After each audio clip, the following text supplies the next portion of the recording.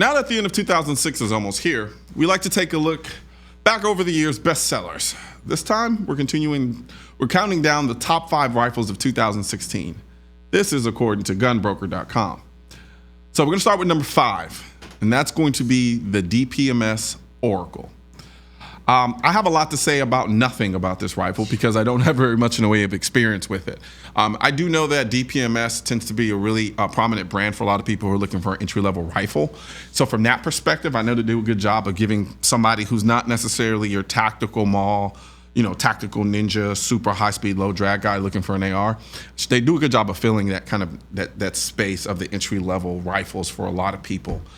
Some people have their feelings about DPMS rifles, and some people either hate them and some people love them. I have a very limited experience with DPMS rifles, so there's not much I can really say in that regard. Let's see. Let's go to number 4. Number 4 is the Ruger AR-556. Now, Ruger has this historical brand. They've been around since the dinosaurs roamed the world, and by and large, they make really good guns. My very first gun I ever owned was a Ruger. It was a Ruger SR40. So, from a brand name perspective, you really honestly can't go wrong. I have a limited experience with this gun as well, but I do have a pretty decent amount of experience with the AR platform. This gun is kind of positioned in a way to be an entry-level rifle of a bit higher quality, so to speak, of what you typically would anticipate getting when you talk about an entry-level AR-15. And from the things that I have heard about it, the reviews are pretty good, and it's priced accordingly for those individuals who want just a tad step up, you're basically, and I don't want to say you're paying for the name a little bit, but you are a little bit. And so, which isn't a bad thing, but there's a lot of, how do you say, you tend to feel a little bit better about buying something that you know that has a brand name for providing you with quality products. So you don't necessarily have to worry about that as much. It's not a guarantee, but nonetheless, it kind of quashes a little bit of that insecurity that may come from buying something that you're not too familiar with. Number 3, the Kel Tec Sub 2000. All right, so here's the thing about the Kel Tec Sub 2000. It's ugly as sin. It's cheap looking, it feels cheap, and that's because it is cheap. But the thing about it is incredibly fun to shoot. I remember the very first time I shot the Kel Tec Sub 2000, and I had a blast. I don't really know how to explain it, because when the person who had it wanted me to shoot it, I didn't really care to shoot it. I just didn't want to hurt his feelings. So I decided to go ahead and shoot the gun. And when I did, I loved it. It was really, really fun. It was so fun to the point that I actually wanted to go out and buy one. I just forgot to do it and forgotten to do it for years now. But I will say this, from a utility standpoint, in doing what it needs to do, which is be a pistol carbine, it does a great job. It's incredibly small. You can fold it up and put it into a bag and do whatever you need to do. As an end of days kind of carbine, I don't see why you wouldn't, especially considering how cheap it is. I know some people who actually use the Kel Tec as their truck gun. And so from that perspective, you can't really knock it. Sure, looks cheap, feels cheap, but it works. And then on top of that, you get to use Glock magazines, which are plentiful. And so from that perspective, from a utility standpoint, I think it overcomes any shortcomings in terms of it feeling cheap, looking cheap, by way of being incredibly useful, while at the same time being incredibly fun to shoot. And it's just hard to really explain what that feeling is. You just have to go and see for yourself. If you can, shoot a Sub 2000 from Kel Tec. I promise you, it will be incredibly fun. All right, let's go to number 2. So number 2 is a Colt LE6920. I mean, it's a Colt. It's a household name.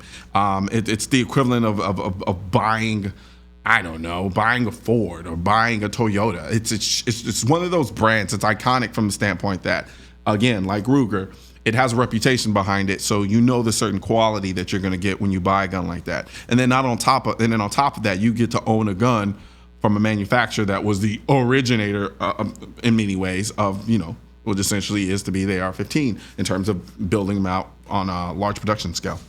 I've never shot this particular model. I've shot other Colts, and some of them were full auto.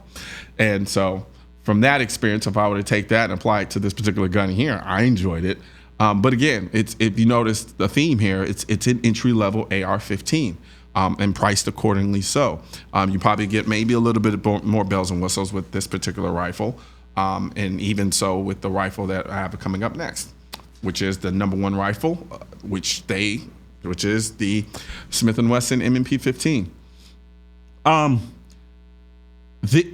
I remember one of my friends, Brandon Monderno from Monderno.com. He had an M&P 15, and I shot it and loved it. And it was at a time where I was just getting into ARs. At the time, I didn't even own an AR. I had an AK-47, and so I remember shooting it and thinking, "Wow, this is actually really cool." And that was kind of almost the introductory point for my journey into AR-15s, because now AR-15s are my favorite platform. One thing you notice about this list is almost all of them were AR-15. So clearly there is a huge market for AR-15s, but more so from an entry-level standpoint. There are tons of custom houses out there and top-of-the-line AR-15 manufacturers who are building incredible guns. But at the end of the day, for the vast majority of people, they're buying entry-level ARs. And anybody who is buying an entry-level AR, don't let anybody shame you for buying an entry-level AR, because there's nothing to be ashamed about. Because I got to be honest with you, as long as it works, there really isn't much in the way of a difference. There's a lot of redundancy when it comes to AR-15s and the AR-15 market as a whole.